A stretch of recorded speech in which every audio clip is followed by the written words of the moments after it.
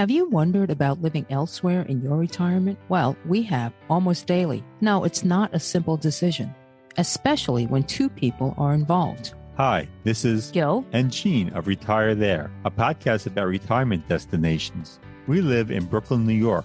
Having grown up and worked in this area of the country, we're hoping to relocate when we're both retired. For us, it's the weather, the chaos, the noise, and the yearning to be near nature and not within 3 feet of human beings.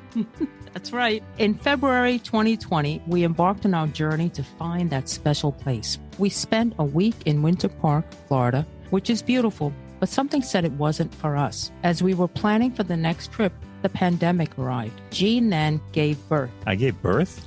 To this podcast. With so many baby boomers retiring, many must be relocating. Why not connect with and learn from them? Here's a little background about us. I'm Asian, born in Brazil, and grew up in Flatbush, Brooklyn. I'm an engineer turned attorney turned podcaster. I recently retired from a university career practicing higher education law.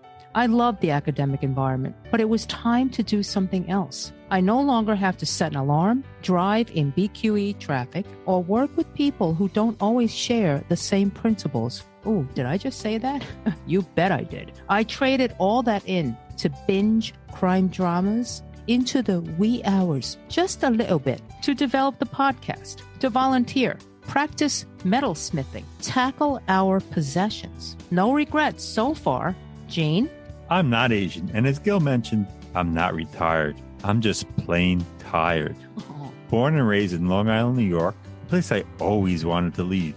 I'm a law librarian working in a court who loves his job, but we're retired by the time we select our ideal location. We will be speaking to folks from across the street to across the globe who have moved to the dream venues and more. So please stay tuned, and remember, if you know anyone who has moved anywhere for retirement, let us know. Thank you. Hola. Today we meet Dawn Fleming and Tom Clifford, who retired to Isla Mujeres, Mexico. Isla Mujeres is Spanish for Women Island. It's located where the Gulf of Mexico and the Caribbean Sea meet. It's about 8 miles off the Yucatan Peninsula coast in the state of Quintana Roo, Mexico. The ferry from Cancun takes about 15 minutes, and the island's population is about 13,000. Although the island has become touristy with shops and infrastructures to welcome swarms of tourists every day, it hasn't lost its original Mexican Caribbean charm of a small, lazy town. The town is tiny. It's only 5 miles long and about half a mile wide. With a few houses around the main street, lots of street vendors, colorful souvenir shops, and restaurants. There are a number of beautiful beaches, but Playa Norte is especially noteworthy and has consistently been ranked as one of the best beaches in the world. According to TripAdvisor, it has one of the most unique landscapes of any beach. From Isla Mujeres, you can go diving in the underwater museum known as Musa. It's an underwater installation of 500 or so statues by different artists with the purpose to promote conservation. You should do yourself a favor, guys. Search for the photos of Musa online. You'll be blown away. And for those of you who are familiar, I am sure looking at those photos will just make you dream that you were there. Dawn was born and raised in Minnesota. She received a degree in anthropology from the University of Minnesota. After college, Dawn's first husband went to medical school, and the couple moved to Irvine, California. The couple split not long after that, and Dawn enrolled at Western State University Law School. After graduating from law school, Dawn worked in real estate, international business law, and was a mentor to thousands of entrepreneurs. In 2003, she married her second husband, Tom. Dawn and Tom began their traveling lifestyle in 2010 when they sailed through the Panama Canal from California to Florida. During their 5,000-mile sailing trip, the couple found a new direction in life. At ages 50 and 60 at the time, they knew it was probably too late to accumulate that magic number in their bank account for retirement. Instead, they moved to Isla Mujeres, Mexico, and found a simpler, happier, and richer life at a fraction of the cost of living in the U.S. After being continuously asked how they could do it, Dawn launched a podcast called The Overseas Life Redesign, to share the wealth of inspirational stories from people she's met and who are living their dream outside the U.S. Dawn then wrote a book about retirement titled Claim Your Dream Life, How to Retire in Paradise on a Shoestring Budget. In the book, She outlines the step-by-step process she and Tom use to turn their dream into reality. Dawn and Tom also own and operate Overseas Life Redesign, a global coaching and consulting company that encourages others to discover their dreams and bring them to life. Last but not least, the couple owns and manages a Caribbean oceanfront boutique hotel in Isla Mujeres, Mexico. So to sum it up, Dawn has done almost everything. Her interests include sailing, tennis, and golf on top of everything. So Dawn, you've been around the world. You guys have lived in Florida, then California. How did you and Tom decide to retire in Isla Mujeres? Well, I don't know that we're really retired, as you, you pointed out. We have this boutique hotel and the Overseas Life Redesign business, but I personally believe the soul did not come here to retire. Mm-hmm. So I kind of resisted the word retire in the title of my book. In fact, I allowed it to be part of the subtitle. Right. But I really have come to view it a little differently. I don't view it as stopping work. I kind of look at it as the next adventure. Right. So maybe doing something different. And that work can be paid or unpaid. Right. So I have lots of stories in my podcast about people who have found a passion project, whether it's Isla Animals and cleaning up. When I first started coming to this beautiful little island in 1992, I mean, there were packs of wild dogs that were almost a danger to tourists. Ooh. And they were breeding like crazy. They were terribly skinny. You could see their ribs in the sides. And one of the gals that had been actually coming here since the 70s was a potter, made pottery. She actually started this amazing animal rescue business that exists here on the island. And it's been so successful. She doesn't even work in it anymore. Her passion is rescue, but she's created a team that not only is, I believe last year they had a spay and neuter clinic on the mainland, which there's Isla Mujeres Island, and there's also Isla Mujeres municipality that's part of the mainland. Okay. And they actually do an annual spay and neuter clinic. They neutered almost 1,900 animals in 1 week. Oh my God. Doctors fly in from all over the world and donate their time. Mm-hmm. So they have really done an amazing job here. And I could tell you story after story about people who've retired and created an English school, created a scholarship program for the locals so that they can go to college. And so that's my view of retirement. Right. You know, I do love golf and tennis, but I just couldn't imagine just doing that. Right. And in fact, I had the pleasure of interviewing a gentleman on my podcast just last week who talked about the phases of retirement, and that vacation phase doesn't last. Right. Eventually it's like, I've got to do something more. Yeah. And we talked about the research, significant research that says we live longer when we have purpose and meaning in our lives. Yes.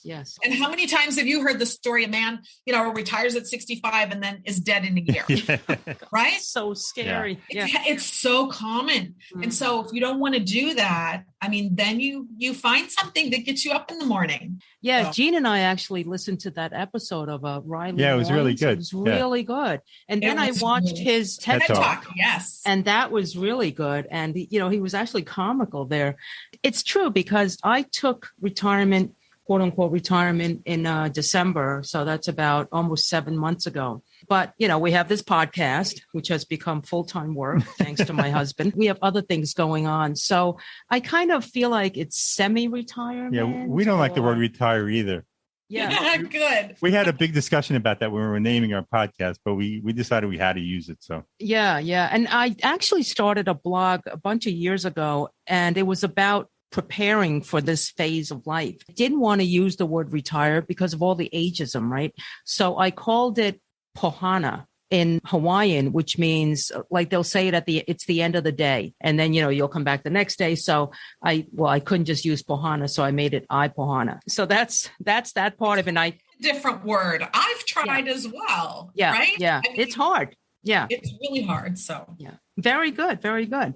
And so, you've got Mexico. We've done several episodes about Mexico. Why this particular town? What drew you there? Well, like I said, I've been coming here for 30 years now. It's changed dramatically since then, but so many people that I interviewed have said this. When I got here, I knew I wanted to live here the rest of my life. I knew I was home.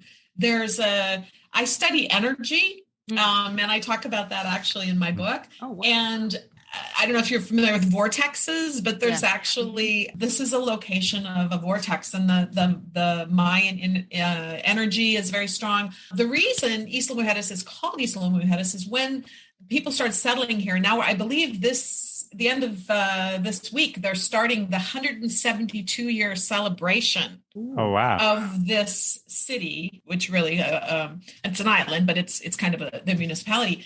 I mean, Cancun wasn't developed till the 70s, the 1970s, right? Wow. So that's new in comparison to the island. But when they started settling here, they found all these figurines of women. Mm-hmm. And they were offerings that the Mayans used to come here. It was Eshel is the goddess of fertility. And so fertility, abundance, all of that is what draws people here. It's that energetic pull that's old. I mean, it's been around for a while. So I think I felt that immediately. In fact, it's kind of I'll share the story about coming here. I was in the midst of law school, head deep in a book, and this is in about 1991 or something like that. And I got a call from, one of these timeshare calls. Yes. Oh, my goodness. Oh, yeah. Okay. And I'm like dying in law school, right? And it's $99, and they're going to put me in a hotel in Orlando and send me on a booze cruise to the Bahamas. And so I get out my credit card. Calgon, take me away, I mean, so I signed up for it. I was single at the time, obviously, called my best girlfriend in Minnesota, said, Lori, meet me in Orlando. We're going to go on this cruise and stuff. And we hadn't really traveled together because I was married, and, we hadn't spent a lot of time together. So we had the best time on this cruise, drank way too much and just, had a fun girls trip. Yeah. And then we said, gosh, this is so much fun.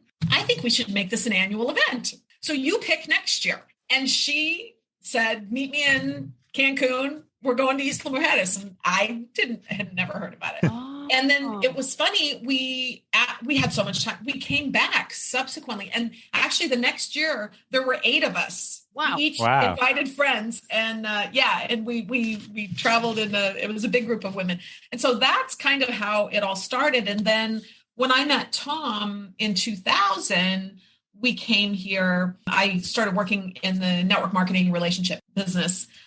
My incentive trip was here in Cancun. And so I said, well, we got to go to Isla because the incentive trips were usually only a 4-night stay. And if you're coming from California, that's a long ways to go for only 4 nights. Mm-hmm. Like that's not a vacation. So we would book, and we did that multiple times, and we would book like 4 nights here. And then we would go to the network marketing event because it wasn't really like vacation, right? Especially when you're a top earner, like people are always wanting to talk business with you and stuff. And so this was our chance to kind of chill a little bit and then get psyched up for our, showtime for our with our company. And so we did that multiple times. In 2010, I actually brought my mom here because I had won another incentive trip, and Tom had been so many times. We were getting our boat ready to sail around, this big journey. So he said, you know what, your mom just retired. Why don't you take her instead? So I brought my mom. Wow, here. That was nice. I made her, we rented bicycles, and you think this island was flat until you ride a bicycle. And my poor mother, I don't know, it's been a decade since she'd ridden a bicycle. And there's this one hill going towards the south end of the island, which, as it turns out, I didn't know it at the time, but the South Point, the very tip of the island, has 2, number one, it's the highest point in the entire Yucatan, elevation-wise. And number 2, it's also the easternmost part of all of Mexico. There's a plaque down there in the park that says, this is the first place in all of Mexico that sees the sunrise. Yes, I read And- about. Yeah, okay, Yeah, that's and where so it is. It's Okay. it's a huge, big party like New Year's Day, right? People go down there to see the first sunrise of the year. But my poor mom and I were, and I wouldn't do it today. This island is just too busy. There's too many golf carts. There's too much traffic. Oh. But we got to this one hill. My poor mother, she had to get off her bicycle, and she's like pushing the bike up the hill. But at any rate, I did reward her with the, 5-star all-inclusive of the 4-day stay, because we did the same thing. We stayed here for 4 days and then we went there. And after about day 2 or 3, she says, I really like going to dinner without a credit card. This is pretty cool, She'd never stayed at an all-inclusive before. Oh, that's I great. We had a great time. But then, and all the years so Tom and I came here together for a decade. Every time we came here, there's lots of boats, obviously, and there's a fully protected lagoon in the middle of the island. It's one of the completely natural hurricane holes, right? So it's complete. Wow. I mean, and because of the elevation on the other side of the island, I mean, a Cat 5 could hit and probably all the boats would be safe. There's no shelter on the Cancun mainland. The big boats, the yachts and stuff, they all move them into the lagoon if there's a storm coming. Interesting. Wow. Yeah. Is that a big lagoon? Oh yeah, it's pretty big. I mean, if you look at it on the map, it's a pretty good. There's several marinas in there, and okay, got it. Yeah, got it. Yeah, it's a pretty big lagoon, and so we dreamed about sailing here. Wouldn't it be so cool to sail our boat here? And so we did that. We went through the Panama Canal, and then we. Kind of a long story, our paperwork was messed up with Panama. And so we actually didn't stop all the way from the Panama Canal when we got out. It was howling. We did stay at a marina for a couple of days, but we sailed about 850 miles, 4 nights at sea through very rough conditions. My husband's a sea captain. He called it a 4-day train wreck. Oh. You would hold on with one hand. You couldn't do anything with 2 hands because you had to hang on. In order to sleep, we literally lashed ourselves into the bunk in the cockpit because the downstairs, it was so bumpy, you just get tossed around. And so we did this for 4 days. We were sleep deprived. Oh my God. We finally pull in to the channel. They call it the Bay of Cancun. It's the area between the island and the mainland. And the water is so crystal clear, and it's plenty deep. We draw 6.5 feet, but it looked like the coral was so close you could reach out and touch it. Oh my God, that's scary. I was almost in tears thinking we were going to hit bottom because it looked like I'm like, it's too shallow. We're gonna hit the red coral. He's like, no, the depth sounder is 16 feet deep. We're okay. I'm like, no. Oh my God. So coming in wasn't quite we were happy to be in calm waters and definitely ready for some sleep, but it was quite remarkable coming in. And then, being here, we didn't want to leave, but we had already shipped our cars and our furniture and everything was waiting for us up in Panama City, Florida, which we had selected for our relocation. So we had to go. It was like, but I don't want to go. I feel like home. And so we went. That's a whole nother story. I won't bother you with that. But we left when we shouldn't have and almost lost the boat leaving the reef. The Navy was bringing boats in because the conditions were so bad, but we were going out. And I'm sure the Coast Guard thought we were nuts, but we had already cleared out with our paperwork and they were giving us a hard time because we were still there waiting for a weather window. And so we finally said, well, I guess we should go. And then my girlfriend, the crazy one that we went on the cruise with, she came with us. Oh. And of course she had a flight to catch. So that's the worst thing you can do as a sailor is have a schedule. You have to really, follow the weather. But at any rate, so we, off we went to Florida, and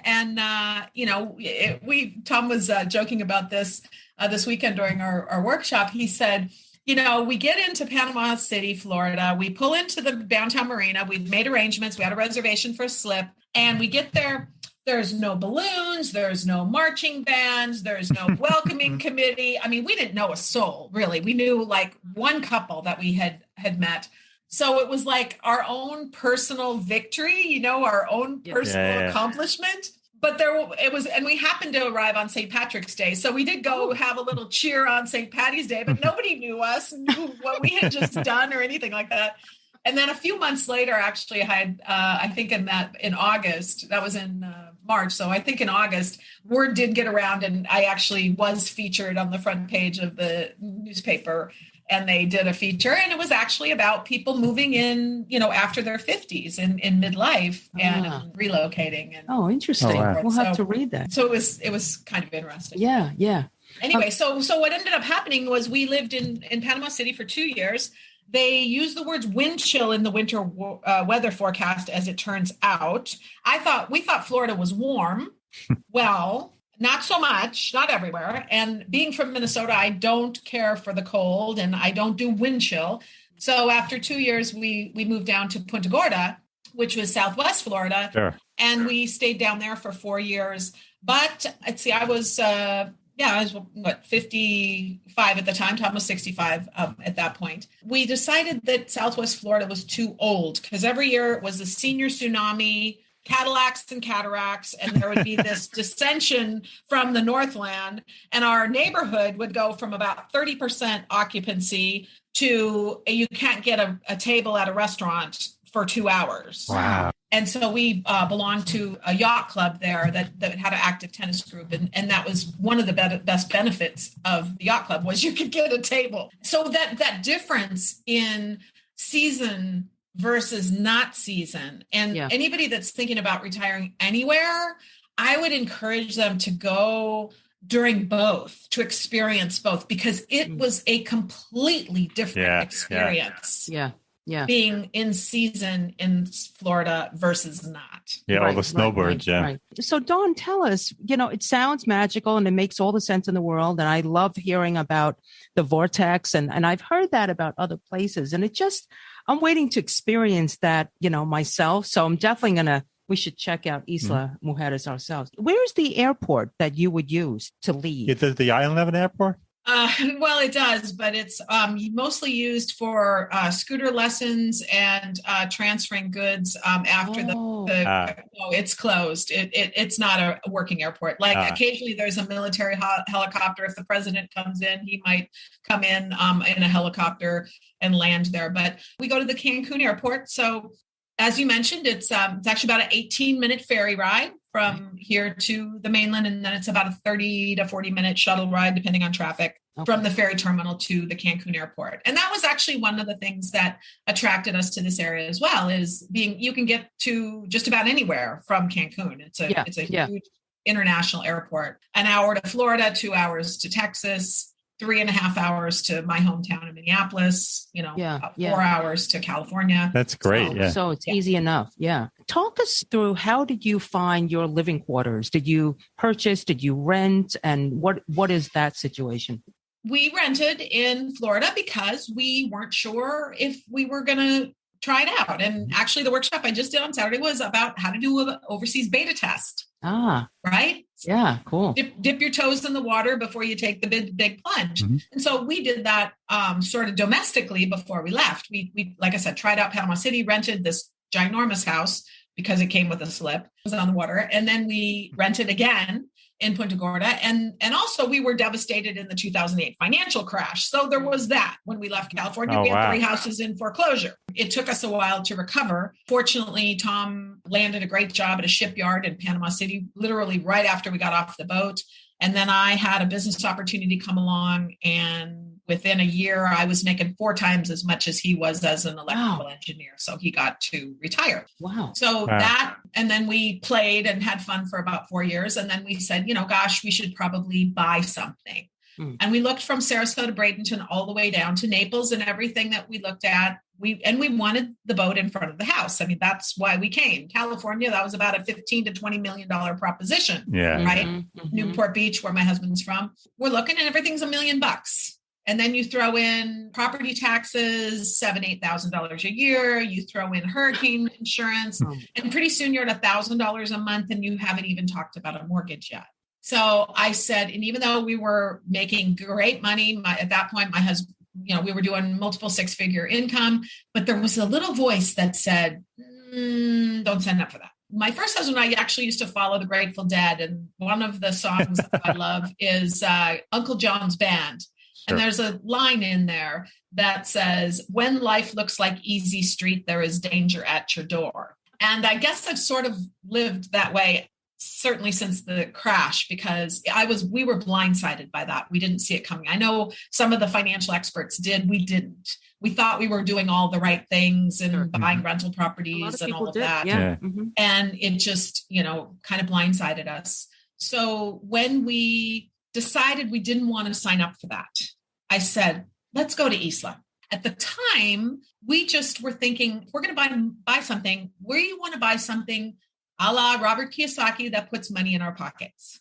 And so that's really was the intention with this property, is buying income property. And the first house we looked at, the numbers didn't work. It was contingent to financing. There's very little financing available for foreigners here. You can't get a mortgage as a tourist. And even the mortgages that are available, I mean, at the time when, the U.S. was running at 3%, I think it was, maybe if you're lucky, 8 or 9% in Mexico. Wow. So it's totally different. And then I don't even know about investment properties, if that's even a possibility. Okay. We now do have our permanent residency. So it's something that I could investigate with. But I kind of like that. And I talk about that in Claim Your Dream Life because I started my career in real estate. I basically represented myself for about almost a year with these properties in foreclosure. Now, fortunately, none of them actually went to foreclosure, but I learned a lot. And I learned about how the mortgage industry had changed and all of the things that were happening with mortgage-backed securities and all the things that were exposed on 60 Minutes. I hadn't really been paying that much attention to it. And so once I realized what had happened, and nobody went to jail. Yeah. You and I tried something like that, we would, but they're still doing some of the same things today. But what I found in Mexico, and one of the reasons it was so attractive to purchase here, and I believe it's less risky, is it's largely cash-driven market. 90% of properties or more, maybe 95, are all cash. And that means the market isn't manipulated the way it was in 2008. So I kind of like that. To this day, most Americans don't have a clue what's happening behind the scenes in the financial services industry and the corruption that's running rampant. Yeah. And it's really sad, and it's very scary for people who get caught unaware. I try to do that in my work, is educate people on the financial side, because it's too trusting. Most people are like, oh, don't bother me with it. Here's my money. Go take care of it. Well, that's how Bernie Madoff was able to do what he did. People weren't paying attention, right? Yeah. So I think because they trusted you, right? You had that fiduciary responsibility, obviously. Which doesn't exist in the financial services industry. Yeah, in fact, I was just listening to an interview that Kiyosaki did recently with a financial planner, and he said, it takes about 6 weeks to get certified as a financial planner. That's it. Wow. He said, I took my dog in for grooming. My dog groomer, it took her 18 months to get her certification to wash dogs. Hairdressers, it takes about 18 months to get a license to cut hair. But you can be a financial planner and oversee somebody's life savings in 6 weeks.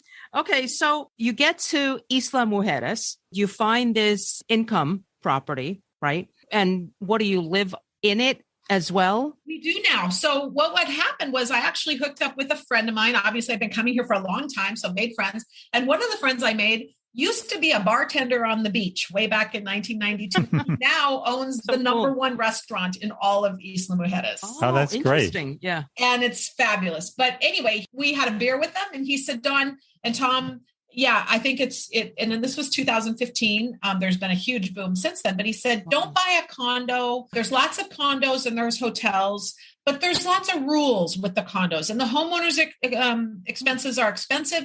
And, they close the pool at 10 and people don't like that. And the noise rules and all that. He said, there's really a lack of private homes, private villas. I recommend you buy a house. And so, like I said, we made the offer on the first one. When it fell through, we actually had put some money down and they were about to give it back. And the real estate gal says, there's this other house. I think you should come look at it. It's in a much better location. It's downtown. It's on the water. This other one wasn't. It was across the street from the house on the water. And we just talked the owners into financing the property at 6%. And we got it down to 4%, actually. Nice. But it was only 4-year-old home, but it was a non-producing property. It was not, it had some design flaws to it. It was painted ugly colors. It was decorated horribly. And so I talk about in my work, the power of vision to create the life that you want. But I also talk about the power of vision to be able to see opportunities that others missed. In particular, like my friend Lisa, she bought an $80,000 condo that was basically an empty shell, but it was on the Caribbean. And she put some extra money into it. It's probably worth $250,000 a 2-bedroom condo. Wow. Because she had the vision, not of what it was, but what it could be. And so that's what's happened with our house. And actually, we're getting ready to move on to our next dream. Ooh. I can talk to you about that if you like, but we're getting ready to put it on the market. In fact, we may even have, I don't want to jinx it, but we might even have somebody interested. So we'll see. But we have at least tripled, perhaps close to quadrupled the value since 2016. Wow. So for members of our audience, like what kinds of numbers can we talk about here? Like if they were interested in doing the same, a private home? Well, so this, as I mentioned, Lisa bought her place. Now this was a couple years ago. We've seen huge appreciation here. It's a lot of growth since we've had ours, but we bought our house for $475,000. And what size was that and so on? It was 2-bedroom, 2-bath, okay, pretty spacious, 0 lot line. And then we're right on the Malecon, which is the boardwalk that runs between the properties. Sounds and nice. the sort of, it's up on the hill with rocks and stuff. It's not beach, it's the Caribbean side. So it's kind of the weather side of the island, but it's panoramic view on there. And then on the rooftop of the studio that was on the 2nd story, you could see the view was fabulous. Wow.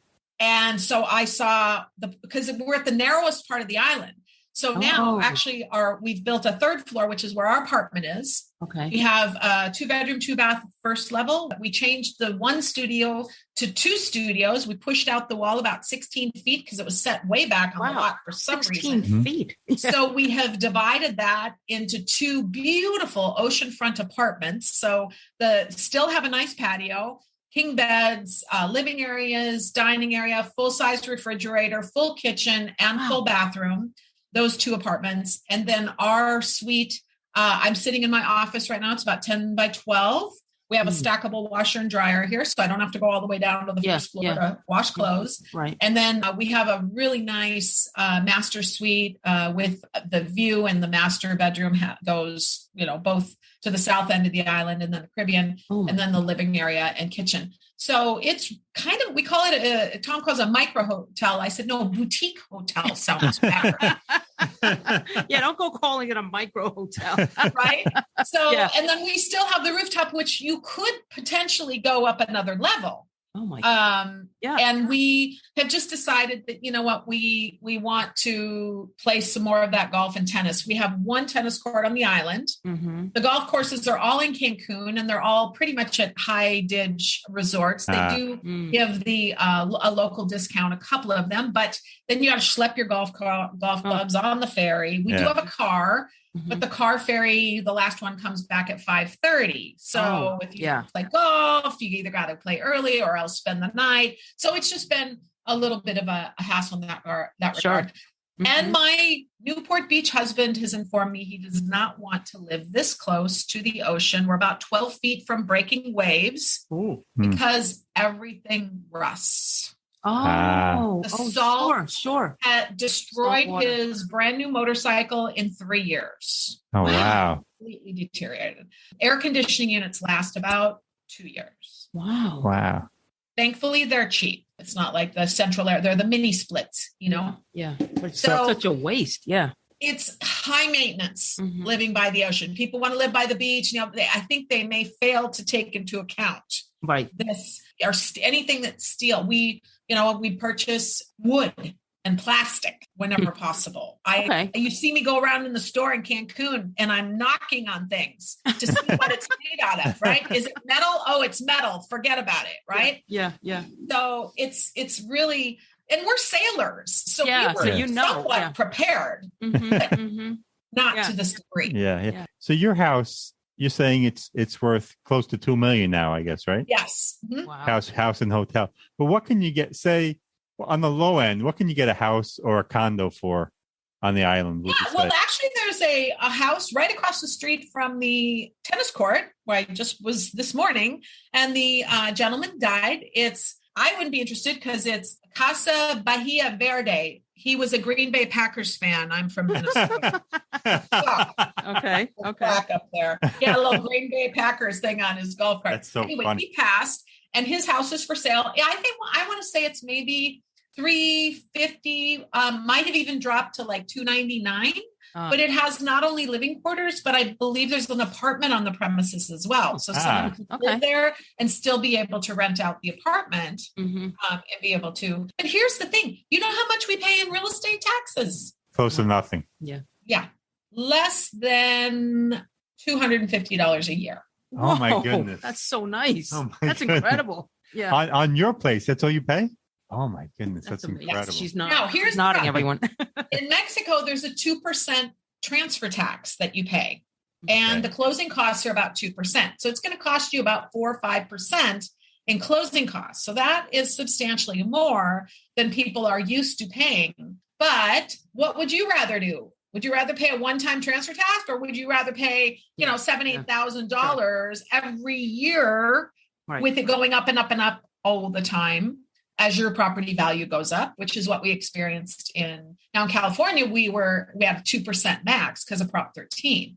But in Florida, I think they have something similar, but it still goes up. I mean, I still own one of my rentals there and it just keeps going up. And then I got non-renewed on our insurance. I had to scramble and try to find, because of the hurricanes and so forth. Sure. We don't even have insurance here. And people go, what? You don't have insurance? Well, what are my risks? I'm an attorney, right? By training. So it's concrete. It's not going to burn. Okay, maybe somebody could fall asleep with a cigarette, although there's no smoking inside the property, but potentially some smoke damage. Okay, yeah, that might be a little bit ugly. Let's see. Premises liability. Well, actually have in my rental contract that if you fall down and hurt yourself and you want to sue me, guess what? You're going to sue me in Mexico, and it's going to be under Mexican law. Good luck.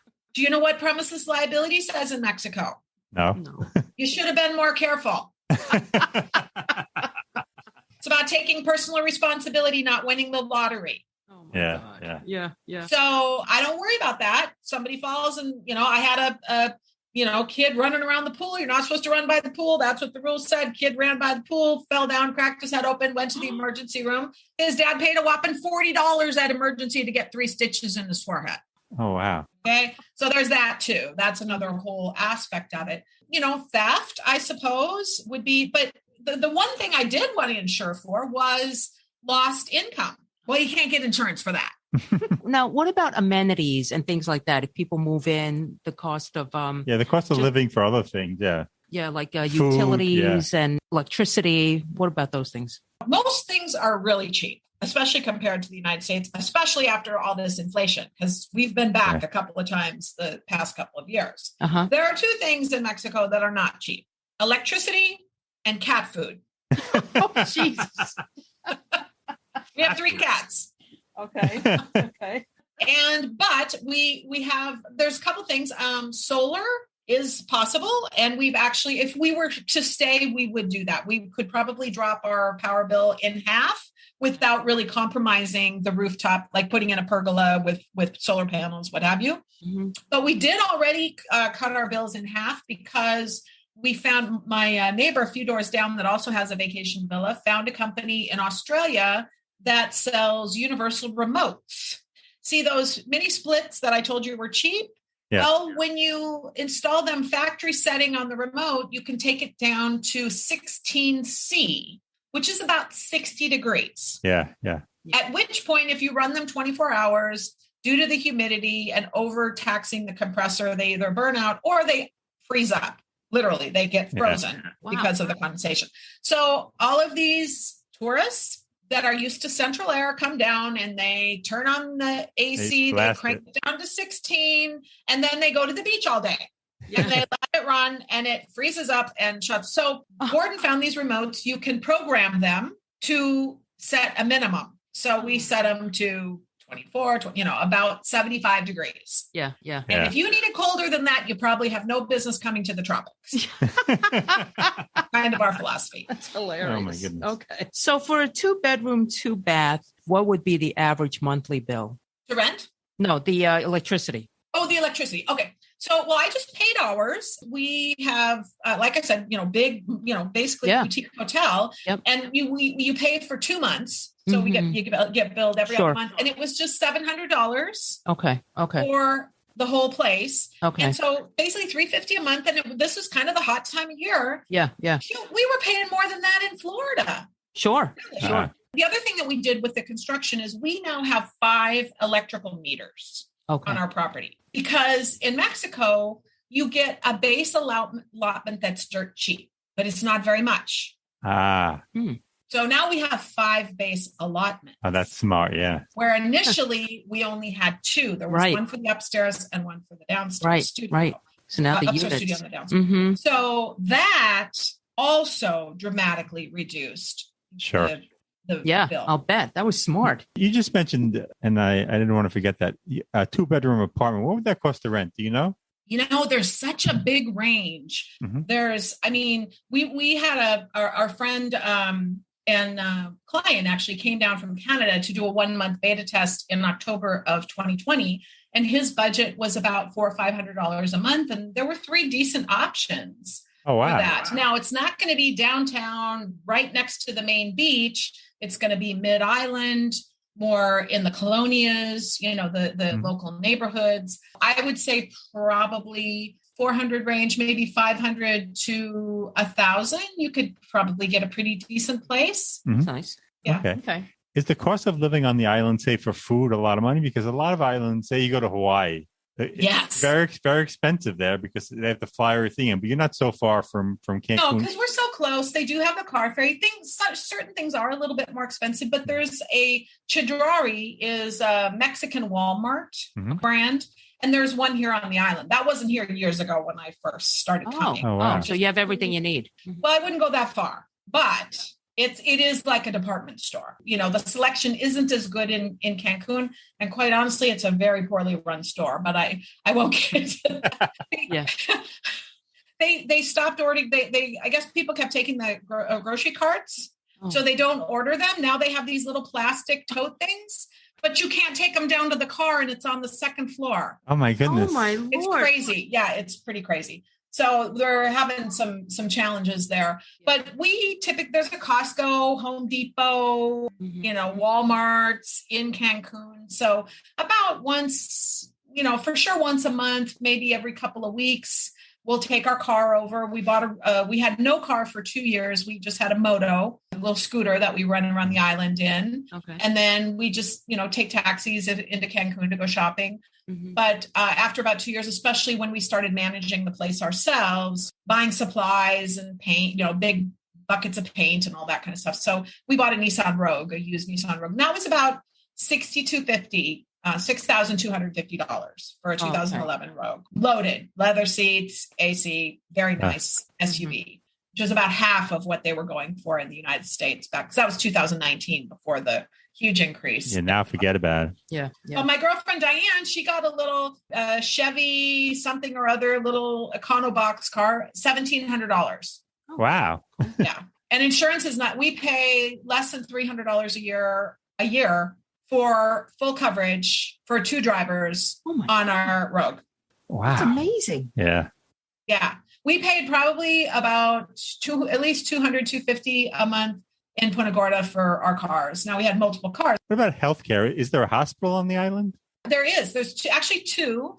There's the regular public, and they just built a brand new naval hospital because the Navy base here is on the island. The 5th Fleet for the Mexican Navy is right across the street from my house, actually. It's really nice. They're really good neighbors. They're quiet. I've been told that hospital will also take cases of civilians. Oh, wow. That was kind of the part of the deal. But there is an ambulance, a boat ambulance that will take you across at 24 hours if you need to go to the mainland for care over there. My husband just has Medicare. He's 70. I kept my insurance for 2 years, just honestly, because I was too lazy to do anything about it. It was a pretty decent plan at the time. Mm-hmm. And I finally said, this is silly. I should probably look into something else. And I was pleased to find, I think initially it started about $106. It's gone up a little bit. I think it's about $130 a month, but it's a international health insurance plan through I Am Global. In fact, being a non-resident, I'm actually able to be an agent. So I actually sell this plan and travel insurance, trip insurance through my company website. They're fabulous. But here's the rub. It excludes the United States except for 3 days of emergency care. So basically, you get the benefit of not participating in the bloated, super expensive, poorly run medical system that exists in the United States. Yeah. And I talk about in my book that the U.S. is number one per capita on the entire planet in healthcare spending, and it's number 37 in quality. It's horrible. Wow. Yeah. It's like the biggest topic, unnecessarily. Yes. But not in our international shows. That never seems to be an issue. It's amazing. No. So it's great. I mean, thankfully we haven't had to use it, but let me just tell you, I mentioned this, I think I did a podcast on this, but just to give you an idea. So we teach what we talk about in our company is the best healthcare plan is good health. Yeah. Right? Yeah, of course. And so, but that's not a real popular topic in the United States. People don't really talk about that too much. Personal responsibility. Again, the thing is, we hadn't seen a doctor. Neither one of us take any prescription drugs. We eat well, we exercise, we are healthy individuals, but neither one of us had been to a doctor in about 5 years. Wow. So we said, we should probably, I'm 60 or 70, let's get, look under the hood, check the tire pressure, do all this stuff. So we walked down 2 blocks from our house to the clinic where they're doing COVID tests, but they do everything else. We paid about $220 US for both of us for full blood work and urine test. Wow. We didn't need doctor's orders. Mm-hmm. It was emailed to us the same day by 6 p.m. Wow. Let's say test for Tom. I then called, I emailed Dr. Greta. She's a British physician on the island. She used to be a gynecologist, but being here, she's more of a GP. Right? Yeah. And I set an appointment for our physical exams. We pulled the records, the copies of both of our blood tests from 2017. So we took those with us. She spent about 30 to 45 minutes a piece with us, did full exams, blood pressure, weight, all that stuff. Went over our blood work with us, gave me a script for a mammogram.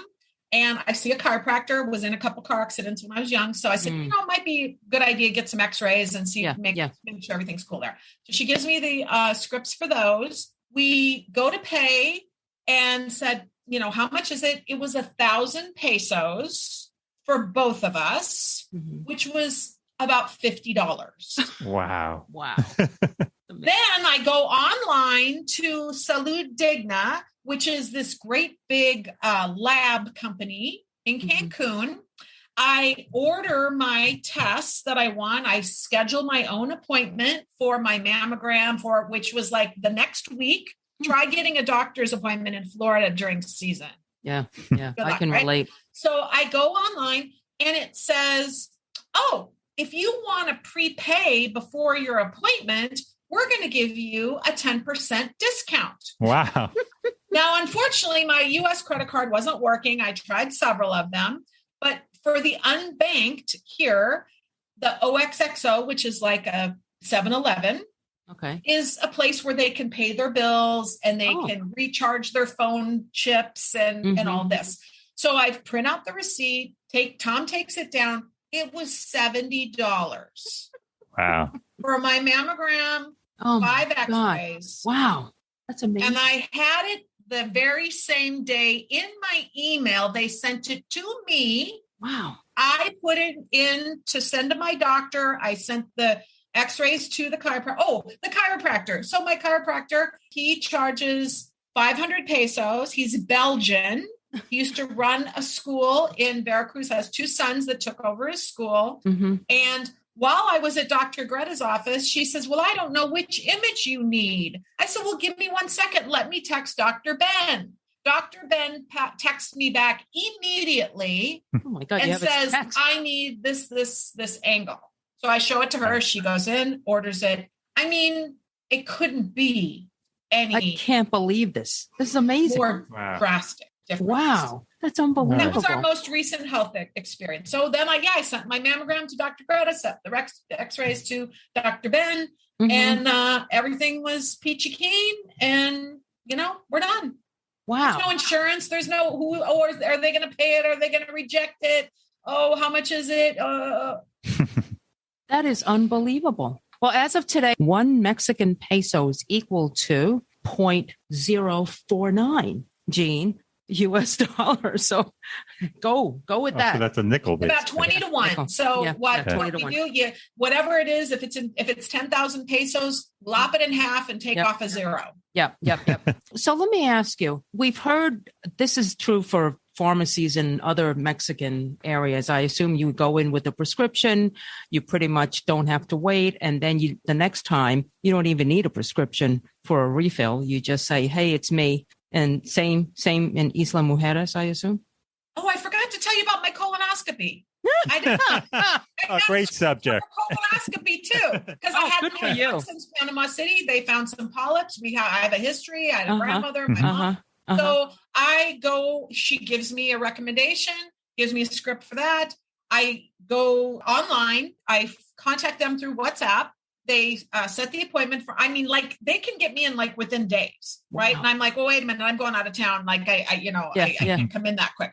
So they tell me what to get. And I go to the pharmacy. I show them what's on my phone. This is what I need. Mm-hmm. Okay. She goes back. I don't even need a prescription from them. They just told me what to get for the prep stuff. Right. Yeah. And then that wonderful stuff. And there's a young English speaking anesthesiologist. It's a little clinic. It's like, it's nothing fancy, but it's outpatient, modern equipment as usual. You wake up and you're like, oh, it's over already. And it was 8,000 pesos for that procedure. Mm-hmm. And I didn't get one before we left Florida because when I went back and looked at the bills, you were talking thousands and thousands and thousands of dollars. And the coverage that I had at the time, I had a wellness benefit that only paid $600 for a colonoscopy. Wow. I said, how much is this going to cost me? Do you know they wouldn't tell me? My doctor couldn't tell me because he says, I don't know what we charge. We just bill the insurance company and we take whatever. I hate when they act. Then I call the insurance company and they say, well, we can't tell you that. This is a private contract between us and the doctor. Oh, that is so I couldn't get, so I ended up doing the Cologuard thing. At home test instead. And so that's why I figured I better go. So, and then same thing. I got the results. They did find some polyps, so they had to send them to the path and then, got the report afterwards and, it was fine. But what a different experience. Unbelievable. You're so close to Cancun, but I imagine it's quite a different lifestyle there on the island. Oh yeah. I would say that Isla Mujeres is an 18-minute ferry ride and a world away from Cancun. I like that. Okay. And this question, I hate to ask because, in the United States, we've had so many mass murders lately, but I'm going to ask it anyway. How's the safety on the island? Well, I actually have a flow chart that talks about that, but it's kind of funny. It's like, do you plan to get drunk out of your mind or get involved with the cartels? No. You're just as safe as in the United States. But like any place, and I do address this in my book too, because it comes up so frequently. It really depends on the local. I tell people, do local research. When you say, is it safe in Mexico? It's like saying, is it safe in the United States? Right. Yeah. Yeah, sure. Right. So there's that aspect of it. And yes, there is some gun violence down here. It is almost exclusively cartel related. And they do hits. There was a change of administration back last September. There was an election. We got a new president here on the island. And apparently, the cartels are affiliated with, certain stripes of political parties and whatnot. And so there was this changing of the guard, and there were some hits that took place on the island. They are targeted. They are precise. There's no collateral damage. They don't spray mask bullets. I don't worry about going to the movie theater in Cancun and getting mowed down by an AK-47 or AR-15, whatever it is they're using in the United States, these military weapons.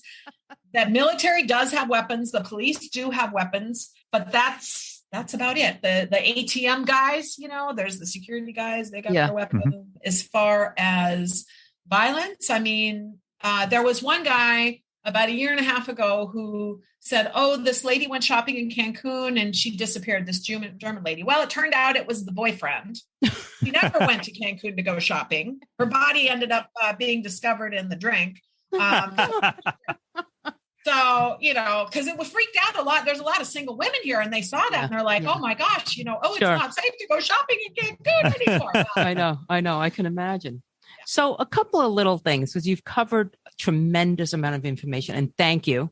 That's part of your legal training, my dear. The day-to-day kind of stuff. Can you walk to a cafe? Are there groceries in little markets or little, stands? Talk to us about that. Yeah. In fact, kind of as a follow-on to the question you asked me about things being expensive, there's a wonderful little central mercado not far from the beach.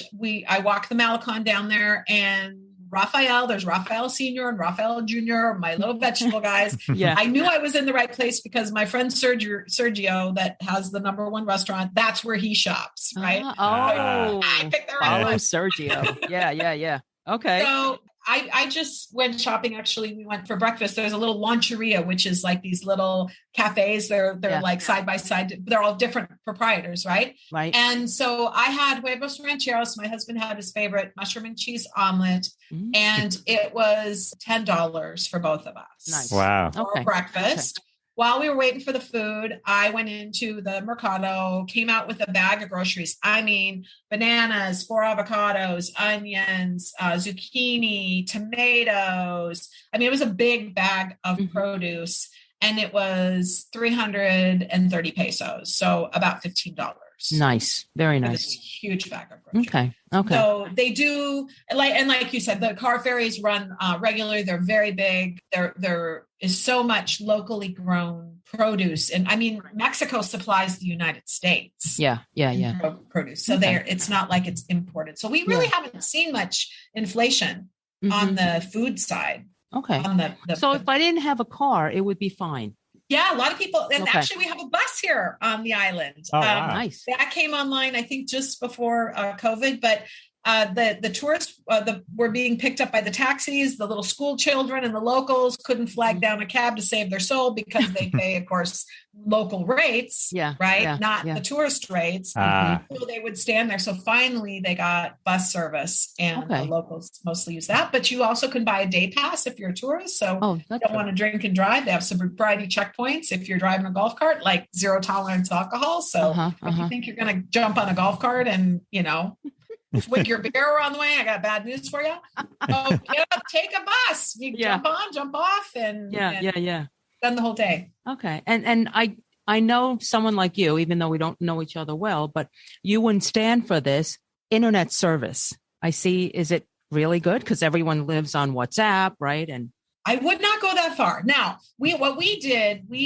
Tom and I have had the same telephone numbers since California. Like I've had mine since 1996. Okay. So we have a North America plan, AT&T, Mexico, Canada. And actually I just got an email saying they've added 17 Latin American countries to this plan. Same, unlimited data, roaming, everything. Yeah. And now it's definitely more expensive than what you would pay if you got a local Mexican number and then you had. But here's the rub. You have to prepay. It's not like in the States where they send you a bill and then you pay it. Based on your you can be talking on your phone, and if you run out of time, like your conversation's over. You got to go down and recharge your. It's not so easy to figure out how much time you have left. Sure. So anyway, I just had a conversation with my friend about this. because we use our phones for our business and it's a tax write-off and all of that, I'm like, you know what? I'm not going to. It's worth it. We're saving so much money on so many other areas. I'm not going to. And because the other thing is the people that do have the Mexican phones, even though they're supposed to be international phone, a lot of them have had trouble when they go back to the States. They're not able to use their Mexican phone the way that they thought. Oh, interesting. Okay. So there's some caution there, but the internet, it has improved since we first moved here. We have the best service available, but obviously if there's no power, there's no internet. So the power does go out from time to time. Because of the growth of the island, they have a generator actually at the airport. They brought in the power company that runs almost constantly this time of year to supply the power that's needed. They really need to redo the underground cables from the mainland, but they haven't. I guess the previous president took all the money. And you talk about all the tourists. Do the tourists bother you? All the tourists? Oh, you like them because you have a hotel. Exactly. It's a double-edged sword, but that's one of the reasons we're going. We're kind of tired of living in Disneyland. So the latest statistics, anywhere between 20 and 25,000 visitors a day. A day? A day.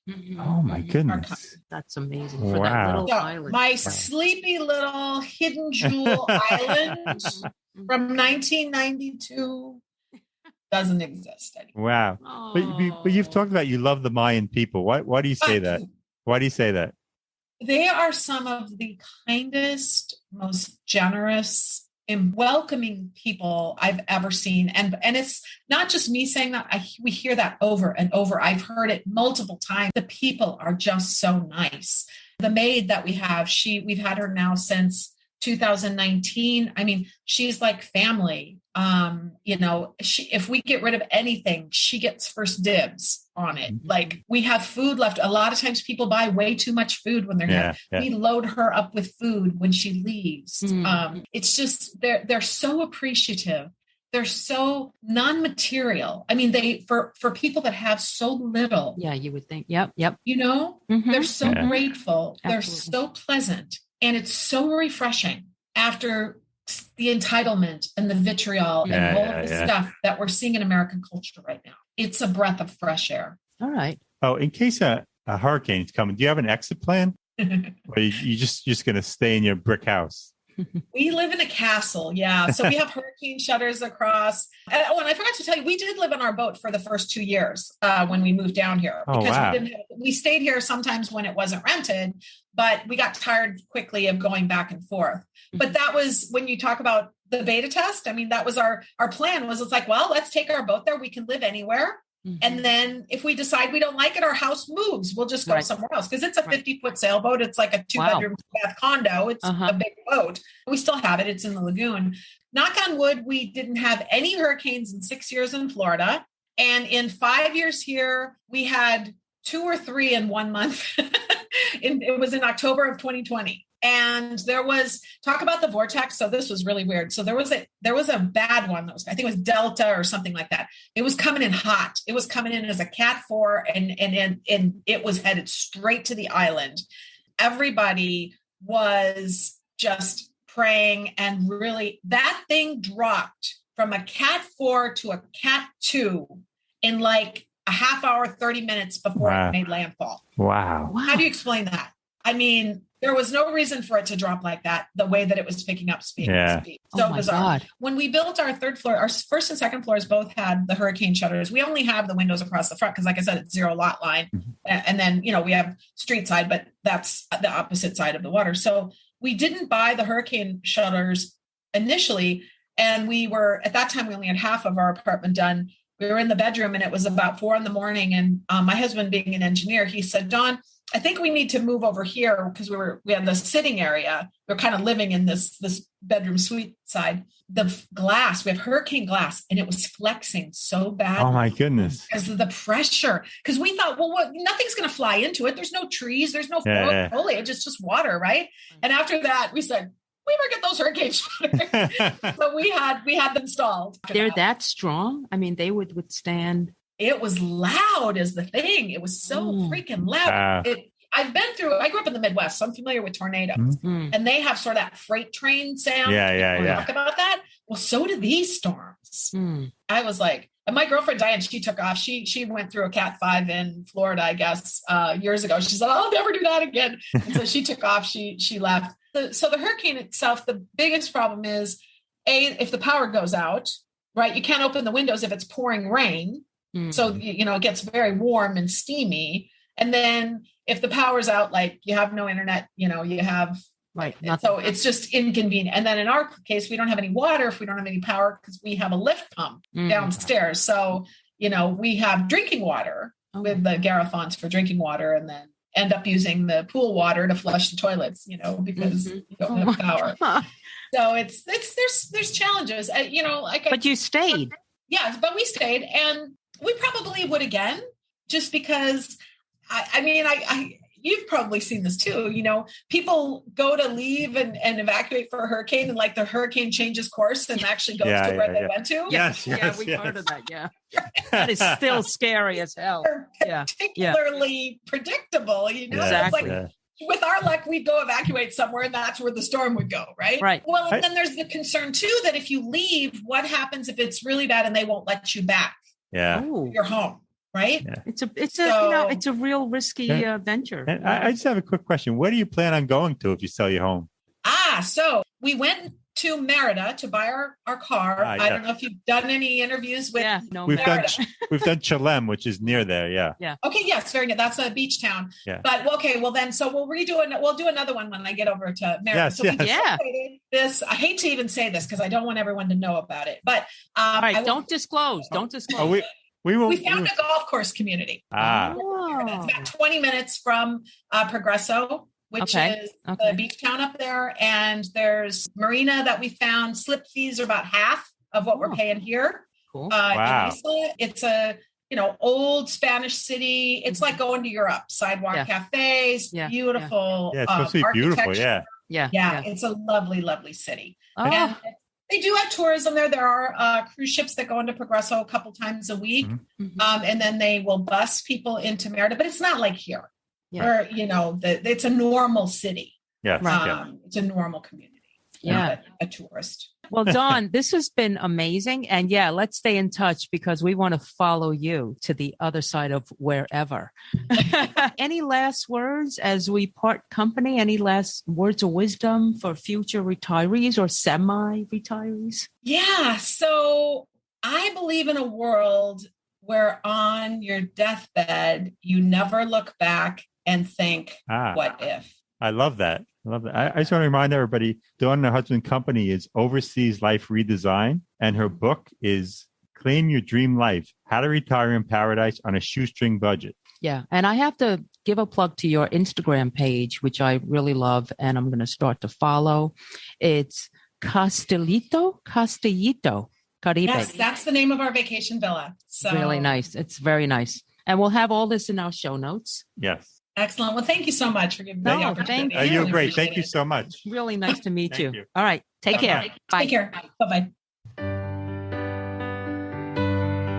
We hope you've enjoyed this episode. If you know someone who's relocated for retirement and wishes to share their story with us, please reach out to us. We'd love to hear from you. Our email address is gg@retirethere.com. Our website is retirethere.com. And you may follow us on Twitter @retirethere_. Now, if you've liked our show, please subscribe and rate it in Apple Podcasts. In the meantime, be well.